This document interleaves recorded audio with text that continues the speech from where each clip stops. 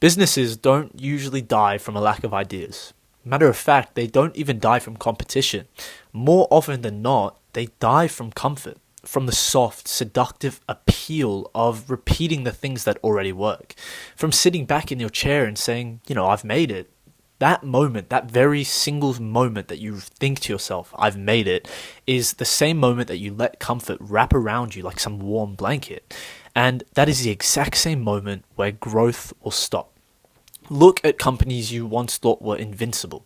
Blockbuster, Kodak, MySpace, all these humongous conglomerates now reduced to nothing. And they weren't destroyed overnight by some villain competitor or some bullshit reason.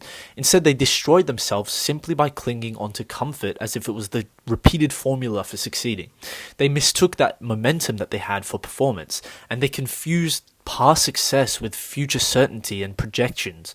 And in doing these things, they ignored the first law of survival in both business and philosophy, which to live is to adapt.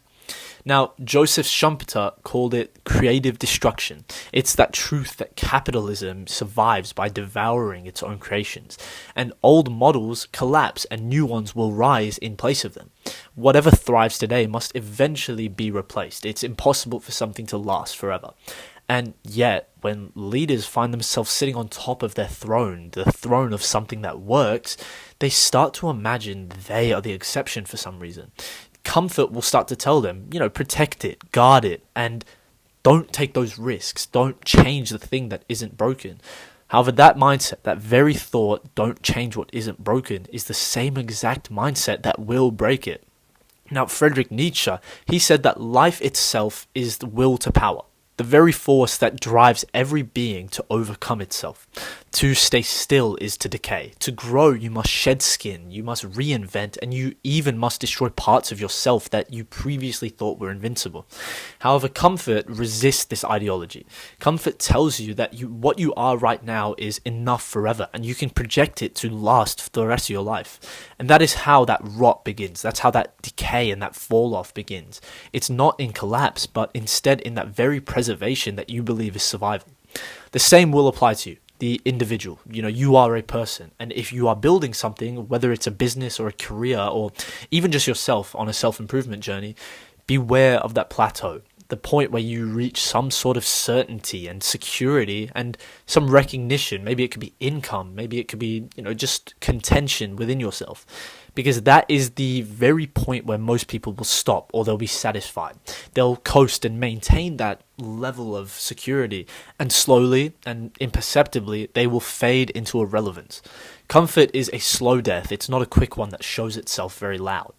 Now, Seneca, the philosopher, warned about this centuries ago. He is the same person who said that wealth is not freedom, but instead it's just another chain. The more that you have, the more that you'll fear losing. And that fear becomes the very root of stagnation and not moving on. When you're broke, you're hungry, and you're unknown, you'll risk absolutely everything you have because you have nothing to lose. But once you've actually built something, once you've gained some status and security and income and reputation, you will hear comfort whisper in your ear, don't risk it. Don't go too far, and protect the things that you have. Why would you risk them? But protecting those things will kill them far faster than risking them will. Again, look at Blockbuster. They had that opportunity to buy Netflix for $50 million.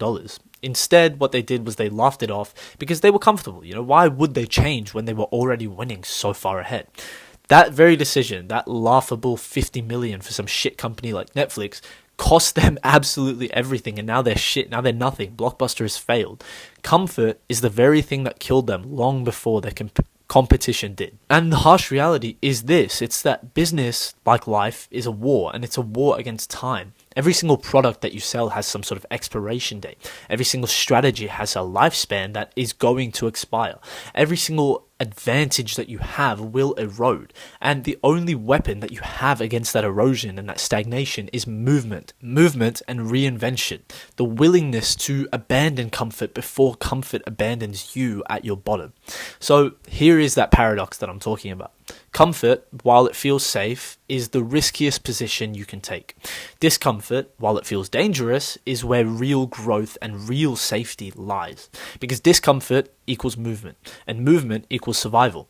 The entrepreneur that risks reinventing when everything is going well is the same entrepreneur that endures and that becomes the most successful one over that 10-year period at the end of that 10 years. The one who waits until the market forces them is the one who is already dead as soon as that 10-year period is done. They're at the bottom. Now, bring this down to a personal level. Bring this down to you.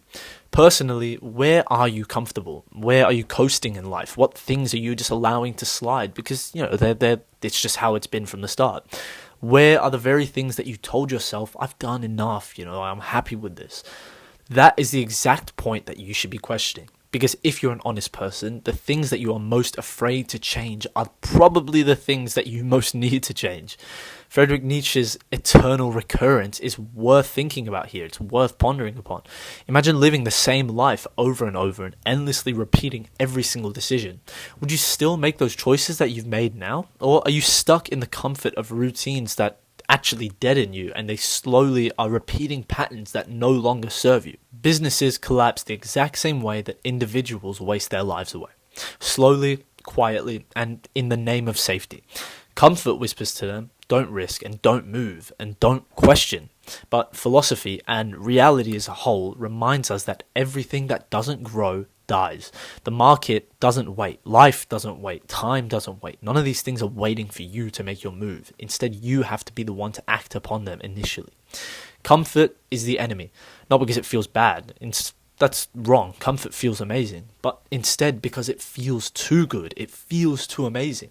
It will lull you into forgetting that simple truth that I've been preaching this entire time. That growth lives in discomfort and risk and change. The very companies that last are the very companies that are willing to kill their darlings and kill their prized products. The individuals who thrive are the ones who are willing to start over and fail again and again before they're forced to be put in that position. They do it willingly. So if you want to endure and you want to succeed and you want to build something that will actually last you, don't ask yourself, how is it that I can stay comfortable?